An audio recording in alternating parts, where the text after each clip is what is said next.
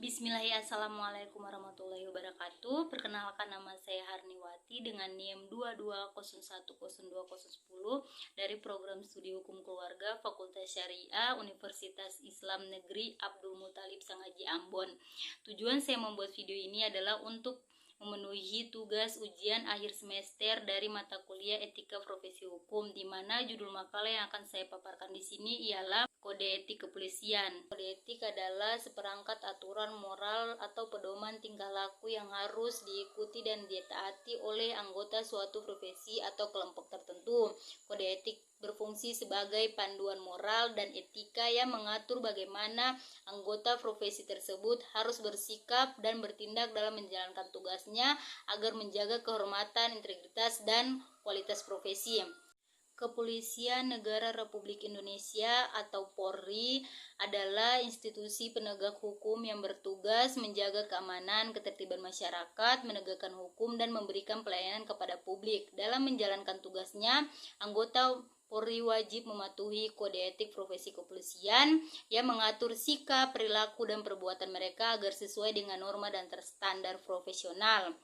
Kode etik profesi Polri diatur dalam beberapa peraturan seperti Peraturan Kapolri Nomor 7 Tahun 2006 dan Peraturan Kapolri Nomor 14 Tahun 2011 yang berisi norma-norma yang menjadi pedoman moral dan etika bagi anggota Polri dalam melaksanakan tugas, wewenang, dan tanggung jawabnya. Kode etik ini mencakup kewajiban menghormati hak asasi manusia, menjunjung tinggi kejujuran, keadilan, dan kebenaran, serta larangan melakukan perbuatan tercela yang dapat merusak kehormatan profesi dan institusi Polri. Selain itu, Polri juga memiliki Komisi Kode Etik yang berfungsi mengawasi pelaksanaan kode etik dan menindak pelanggaran yang terjadi di kalangan lingkungan kepolisian. Kode etik ini juga mengatur aspek etika kenegaraan, kelembagaan, kemasyarakatan, dan kepribadian anggota Polri sebagai pedoman dalam menjalankan tugas secara profesional dan bertanggung jawab.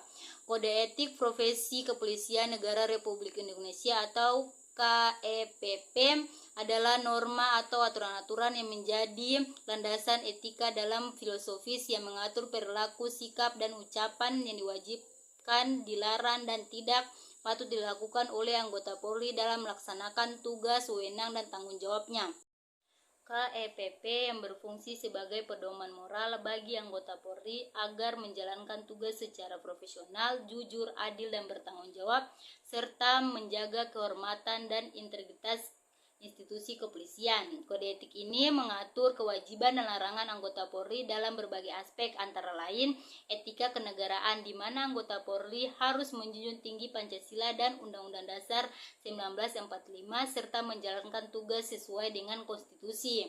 Kemudian yang kedua yaitu etika kelembagaan, di mana anggota Polri harus menjaga nama baik institusi Polri dan hubungan antara anggota Polri. Kemudian yang ketiga yaitu etika kemasyarakatan, di mana anggota Polri harus bertindak adil dan melayani masyarakat tanpa diskriminasi. Kemudian yang keempat yaitu etika kepribadian, di mana anggota Polri harus menjaga moral pribadi dan profesionalisme sebagai anggota Polri.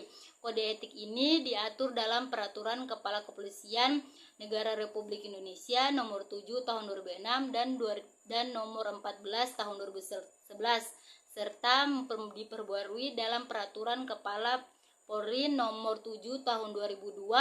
Pelanggaran kode etik dapat dikenai sanksi melalui sidang kode etik untuk menjaga disiplin dan integritas anggota Polri. Jadi kesimpulannya, kode etik kepolisian merupakan sistem nilai, norma, dan prinsip yang menjadi pedoman bagi anggota kepolisian dalam menjalankan tugasnya untuk menjaga keamanan, ketertiban, serta penegakan hukum di masyarakat.